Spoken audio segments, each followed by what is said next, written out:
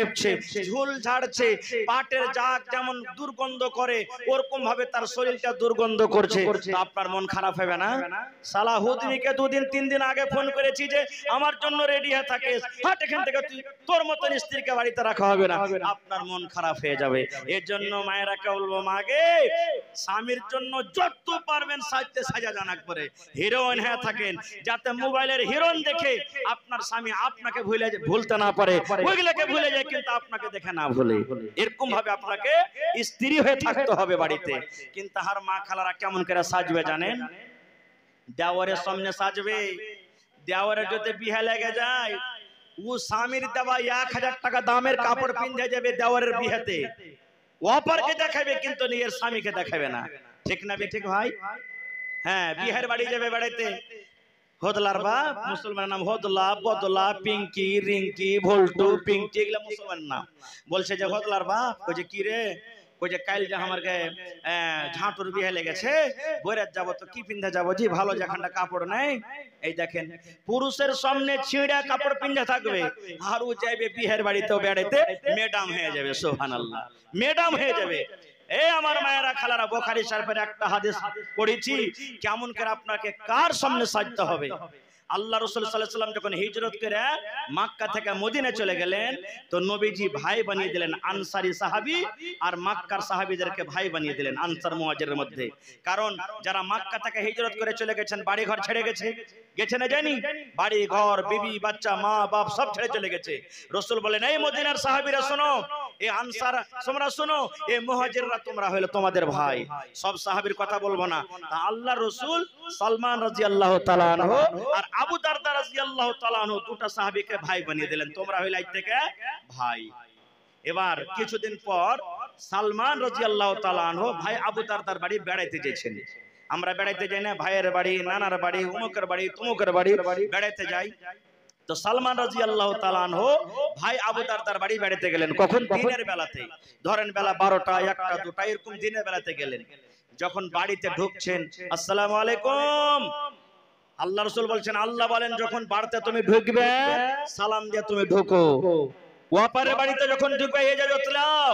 আর আমাদের ইজাজত কেমন জানেন? কালো বার্তা আছে যে, এই কালো বার্তা আছে যে করতে করতে আধখানি বাড়ি ঢুকে যাচ্ছি আমরা, এই তো আমাদের ইজাজত নাও। হ্যাঁ, তো সালমান রাদিয়াল্লাহু তাআলা আনহু ভাই আবু দারদার বাড়ি চলে। সালমান রাদিয়াল্লাহু তাআলা আনহু যখন ভাই আবু দারদার বাড়িতে গেলেন বেলা 12টা 1টার সময়তে বা 10টার সময়তে, আবু দারদা কিন্তু বাড়িতে নাই। সালমান বলছেন যে, ভাবি ভাই কই?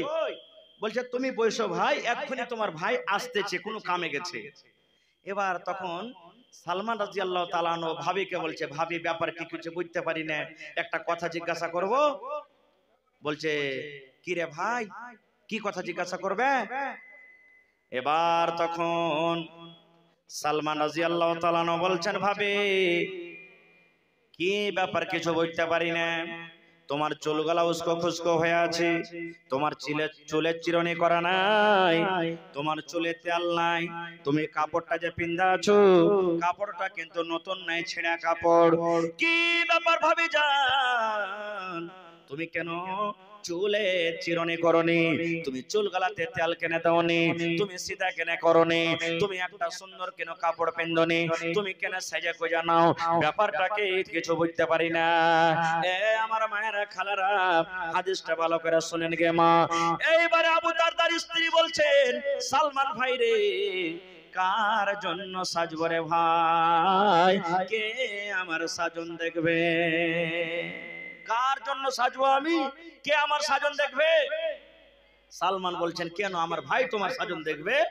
আমার ভাইয়ের জন্য সিথা করবে, আমার ভাইয়ের জন্য মেকআপ করবে, ভাইয়ের জন্য তেল মেখবে, ভাইয়ের জন্য সেন্টওয়ালা তেল মেখবে, আতর মেখবে, যত সাজন সাজতে পারো ভাইয়ের জন্য, কোনো অসুবিধা নাই। এবার ভাবি তখন বলছেন, সালমান ভাই রে, তোমার ভাই আমার দিকে দেখে না, বলছে কেমন কথা? বলছে ভাই রে, এই জন্য আমি সাজি না রে ভাই, এই জন্য আমি চুলে চিরনি করি না, এই জন্য আমি সেন্ট মাখি না, এই জন্য আমি নতুন কাপড় পিঁধি না। তোমার ভাই আবু দারদা দিনের বেলাতে রোজা করে যায়, 1 মাস রমজান মাসে রোজা করে, আর 11 মাস আরো যে বাঁচে ঈদ বকরিদের দিন ছাড়া রোজা বাদ দেয় না, রোজা চালিয়ে যায়, রোজা চালিয়ে যায়। তাহলে ভাই তুমি তো জানো যারা রোজার হালাতে থাকে ওরা নিজের বিবির পাঞ্জরে যেতে পাবে না, বিবির সাথে সহবাস করতে পাবে না, বিবির সাথে মিলন করতে পাবে না। রোজার হালাতে আল্লাহ তাকে বিবি হারাম করে দিয়েছেন। এই জন্য ভাই রে আমি মাথাতে তেল দিই না, এই জন্য আমি চিরুনি করি না, এই জন্য আমি মুখে তেল দিই না, এই জন্য আমি নতুন কাপড় পিনি না, যে আমার কাপড় কে পিন্দা দেখবে, আমার সাজন কে দেখবে, আমি কার জন্য সাজবো, এই জন্য আমি সাজন সাজি না। তোমার ভাই তো রোজা করে বেড়ায় দিনের বেলাতে, ওর ফুরসাই দিনে আমার বিছানে আসবে, কাকে দেখাবো? তখন সালমান বলছেন যে কেনে রাইতে আসবে, দিনে তো নেই, আমার ভাই রোজা করছে, রাইতে? বলছে না রে ভাই না, না রে ভাই না, রাইতো তোমার ভাই আমার বিছানে আসে না। কেন না?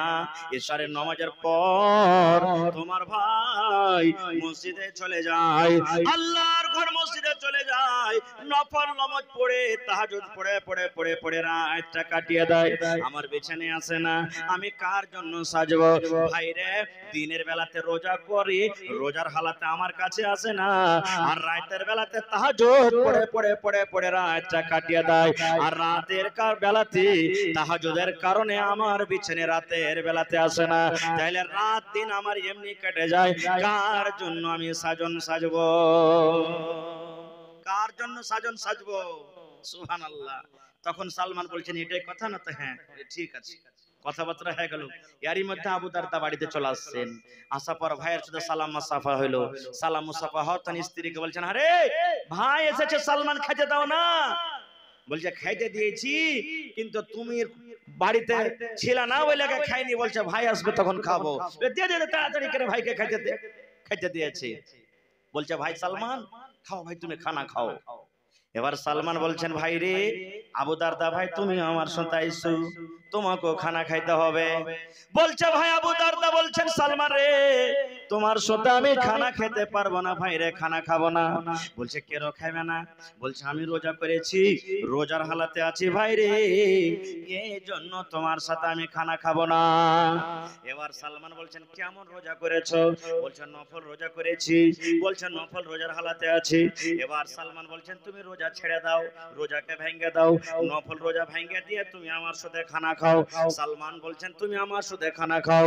আবু দারদা বলছেন ভাই রে না রোজা করো, ছাড়বো না, রোজা ভাঙবো না, তুমি খানা খেয়ে নাও, তুমি খানা খেয়ে নাও, আমি সন্ধ্যাবেলাতে খাবো।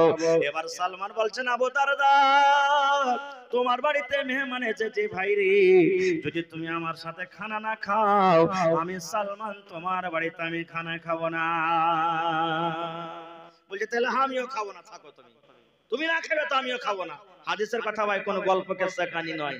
কি করবে? নফল রোজা ভেঙে দিলেন। ফরজ রোজা হইতে গেলে ভাঙতে হবে না, পোলাও বেনেছে বাড়িতে, গোশ বেনেছে, মন খুব লাল লেগেছে, আল্লাহ রোজা ভেঙে দেন, কোনো ব্যাপার নেই। হ্যাঁ এবারে রোজা ভেঙে দিলেন, দিন শেষ হয়ে গেল, মাগরিব হলো, এশার হলো। তখন সালমান আবু দারদা বলছেন আবু দারদা ভাই বলছেন যে সালমান তুমি এই ঘরটাতে আরাম করো ভাই। তখন সালমান বলছেন তুমি? বলছে মসজিদ চলে গেল। বলছেন না চলবে না, হাত খানটাকে ধইরে যে